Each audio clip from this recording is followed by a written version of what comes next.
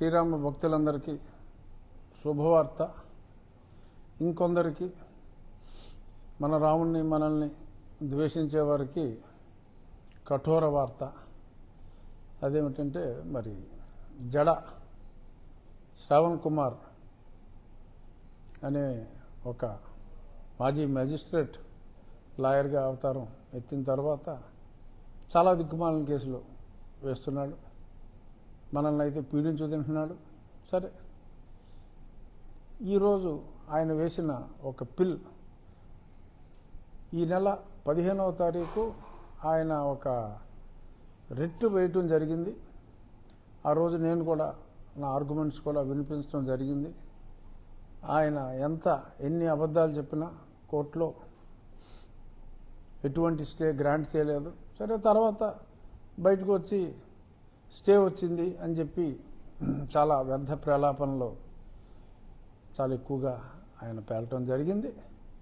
సరే, నేను order copies, ఆ వీడియోసు, ఆ కోర్ట్ ప్రొసీడింగ్ వీడియోస్ అన్నీ పెట్టి చాలామందికి అది తెలియజేయటం జరిగింది. ఆ తర్వాత ఇదిగో ఒక పిల్లితో ఇంకొక పేరు, మరొక క్రిస్టియన్ వనిత పేరుతో మరొక పిల్లు వేయటం జరిగింది.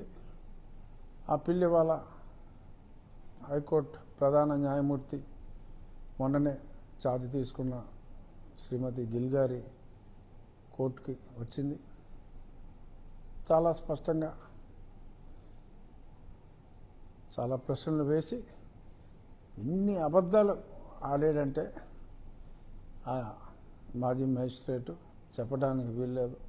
అనుమతులన్నీ తీసుకుని మనం అక్కడ మరి ఆ శిథిలావస్థలో ఉన్న ఆ ప్రాంగణాన్ని శుభ్రం చేసిన తర్వాత ఎటువంటి అనుమతులు లేకుండా ఇవన్నీ చేశారు అని చెప్పి అసలు ఒక న్యాయవాదిగా ఉండి అన్ని అబద్ధాలు ఆడటం అనేది అది ఒక్క జడకే సాధ్యమేమో.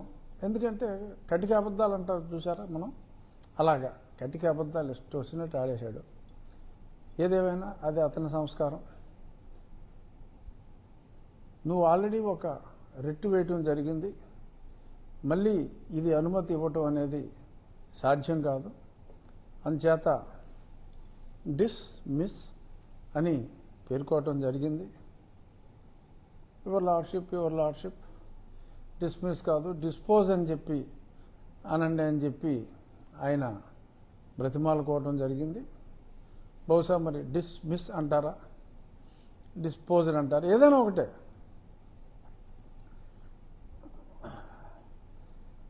దవడ బదలు కొట్టానంటాం, చెంప మీద కొట్టితిరి అంటాం, రెండు ఒకటే. కానీ ఆ ఇంటెన్సిటీలో తేడా ఉంటుంది. ఇప్పుడు దవడ మీద కొట్టండిరా అని రాస్తారా, చెంప మీద కొట్టితిరి అని రాస్తారా అనేదే పాయింట్. ఏదేమైనా కుక్క కాటుకి చెప్పు దెబ్బ మాదిరిగా మరి ఈరోజు జడా శ్రావణ్ గారికి ఆ పిటిషన్ జయంతి అని ఒక క్రిస్టియన్ వనిత ఆఫ్కోర్స్ సర్టిఫికెట్ ఏమో మరి ఎస్సీ అనే ఉండుండొచ్చు, బట్ వారి మామగారు వారి అత్తగారు వారి సమాధుల్లో నిద్రించి ఉన్నారు. వారు భర్త గారి తల్లిదండ్రులు క్రిస్టియన్స్. వీరు కూడా రెగ్యులర్గా అదే పెద్దపేటలో వారి భర్తతో కలిసి చర్చికి రెగ్యులర్గా వెళ్తారట. వెళ్ళండి, చర్చికి మీరు వెళ్ళండి, తప్పే ఉంది. మేము గుడి కట్టుకుంటాం, మా గుడికి మేము వెళ్తాం, కలిసిమెలిసి ఉందాం అని చెప్పినప్పటికీ కూడా మరి ఎక్కడో ఉండే జడా శ్రావణ్ వీళ్ళందరినీ రేగొట్టి ఎందుకు మేమన్నా మా దేవుడన్నా మీకు అంత కోపం జడ నీలికుమారా ఇంకో ముగ్గురు లోకల్ వాళ్ళందరూ బాగానే ఉన్నారు.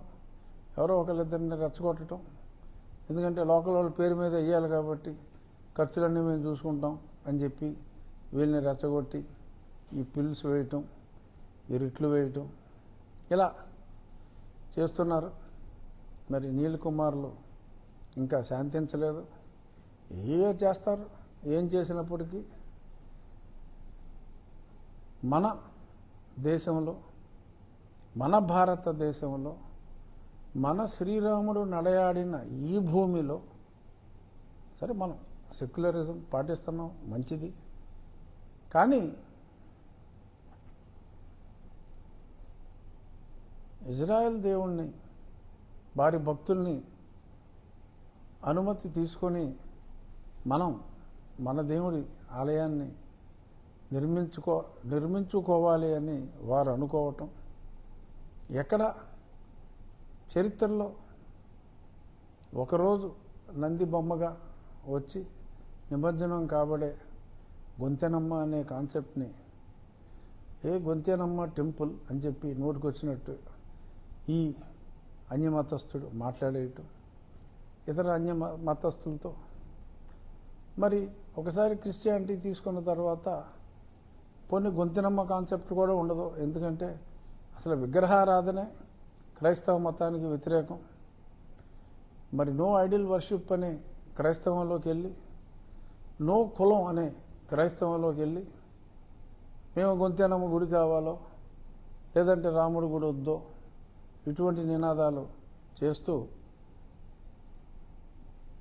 మరి ఈ రకంగా దేవాలయం పునర్నిర్మాణం, ఎప్పటి నుంచో అక్కడ దేవాలయం ఉంది, అయ్యేమీ చెప్పకుండా ఏదో రచ్చబండ used to be there madam అని ఏదో రకరకాలుగా మాట్లాడి మాయ మాటలు చెప్పే ప్రయత్నాలు. సరే ఇంకెన్నాళ్ళు చేస్తారో, ఎన్నాళ్ళు చేసిన జడ పనిజరగదమ్మా.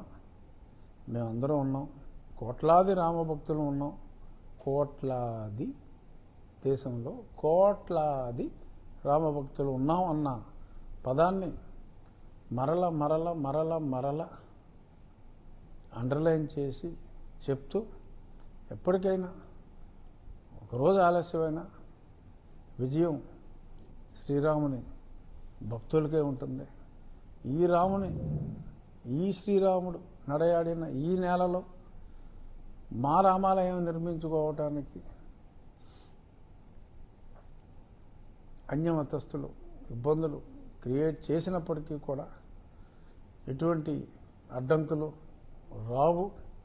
ఏదో తాత్కాలికంగా ఒకరోజు నువ్వు చెప్పుకోవటానికి, ఇదిగో రేపు పిల్లి వచ్చేస్తుంది అని చెప్పి ఏదో సూట్ వేసుకుని 4 రోజులు సోషల్ మీడియాలో తిప్పుకోవడానికి తప్ప, ఎంతమంది వచ్చినా, ఎన్ని ఛాలెంజ్లు వచ్చినా శ్రీరామ భక్తులు వాటిని ఎదుర్కోవటానికి సన్నద్ధంగా ఉన్నారు. 3వ తారీఖు ఉదయం 7:14 పని ప్రారంభిద్దాం. 7 నెలల కాలంలోనే పూర్తయ్యే విధంగా పరిశ్రమిద్దాం. రాబోయే శ్రీరామనవమి వేడుకలు ఘనంగా ఆకివీడిలో జరుపుకుందాం. అంతకు మునిపే దేవాలయ నిర్మాణం కృష్ణశిలతో పూర్తి చేద్దాం.